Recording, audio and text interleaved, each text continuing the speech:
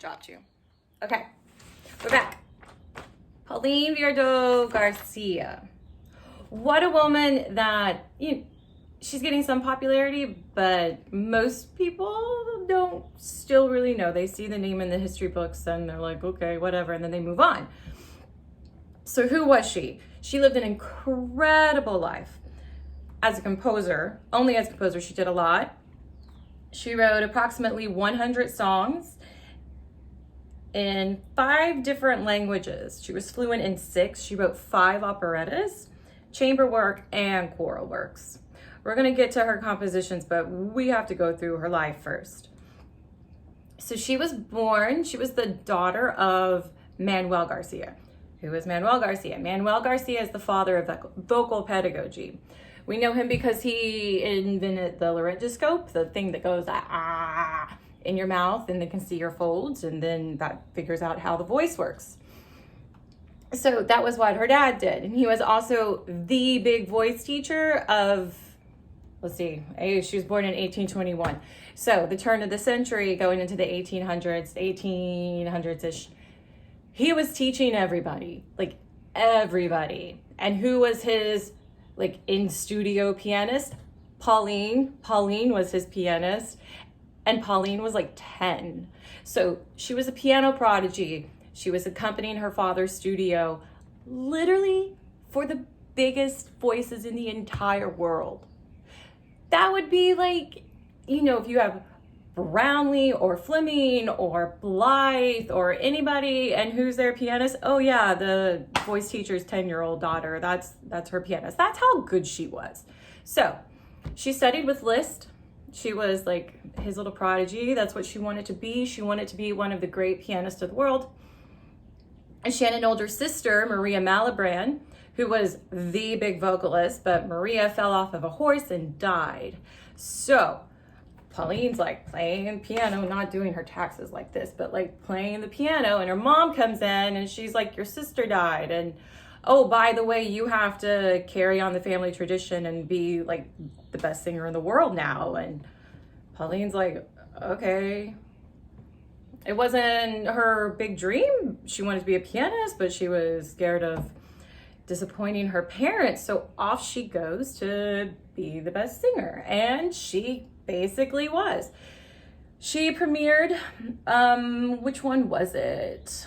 She was 16 when she premiered one of Rossini's operas.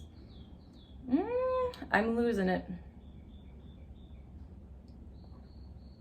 Yeah, I can't find it exactly. It was in here and it was in my notes and I lost it.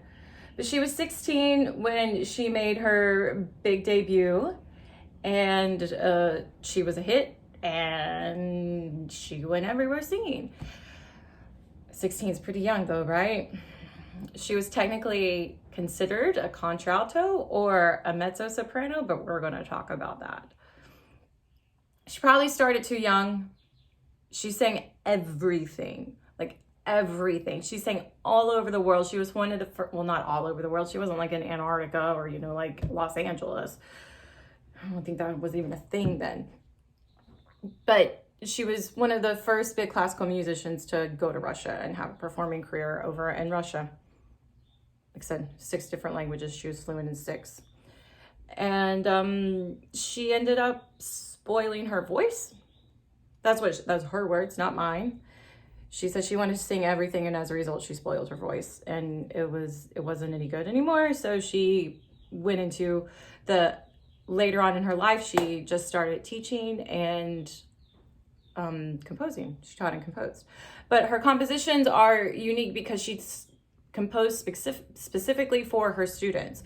So she has 100 songs, right? And they're in 5 different languages, and they kind of follow the nationalities of whatever language that is. And that was because she was trying to set music for her students from different nationalities. So as a pedagogical tool, there's a huge paper in this somewhere. I thought about looking forward to write for a dissertation. I did not. But yeah. And then her 5 operettas are amazing because they're written as training operettas, and they're mostly chambers. So they were made to do in her house. So they're for a smaller cast and to be accompanied by piano. So all the time when colleges are like, what are we going to do? We can't do Traviata. We don't have the voices, or we don't have the orchestra for this. Or, well, you know, Pauline took care of you a long time ago. She's like, this doesn't exist and I need this to happen. So she made it happen. Okay. So she was prodigy. She had a performing career. She ruined her voice. The remaining part of her career was spent as a teacher and composer. So let's get into some of these details though.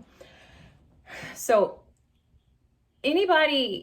she was probably one of the most influential people of her time. She lived 1821 to 1910. So like she died when she was like 90. She knew everybody.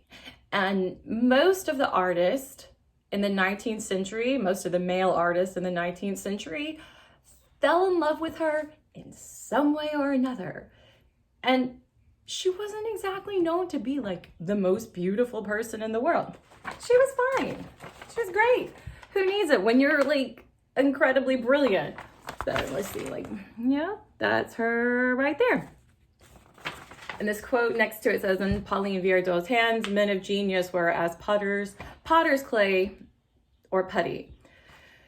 So basically there was a painter, Musée, if I'm saying his name right, don't quote me.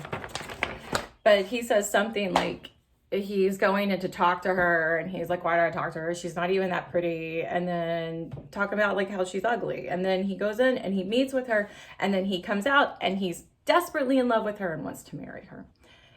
Basically the story of everybody. They're like, I don't know if I like her. And then they talk to her and she's incredibly brilliant. And then they're like, I love her. I will follow her anywhere. What a boss. Okay.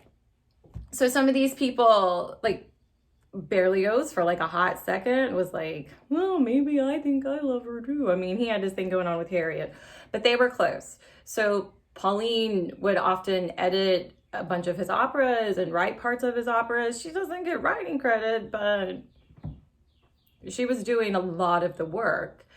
They would be like, hey, will you look this over? And she would look this over and edit it. And her opinion on things carried a lot of weight. The fun part. Oh, no, we'll get to the fun part next. But also she wrote, and this is in your listening, she said she was friends with Chopin and his partner, George Sand. And they used to like play piano together, you know, because like she was good enough to like hang with Chopin on the piano. Chopin was good enough to hang with her on the piano, let's be real. And so Chopin's like, hey, you want to set some of my mazurkas? Or maybe she was like, hey, can I set some of yours mazurkas? I don't know how exactly that goes, which one started it, but she set his pieces for voice. So Chopin didn't write for voice, he just wrote for piano. But there's 12 mazurkas of his that are set specifically as concert arias for her. And some of those 12 are duets, and they're fun and they're brilliant. And you know what? Who was her pianist when she would like have concerts? Chopin. Chopin was her accompanist. That's quite a flex. So those exist, and we're going to listen a little bit of those. And I'm going to stop this right now, and I will add on another point.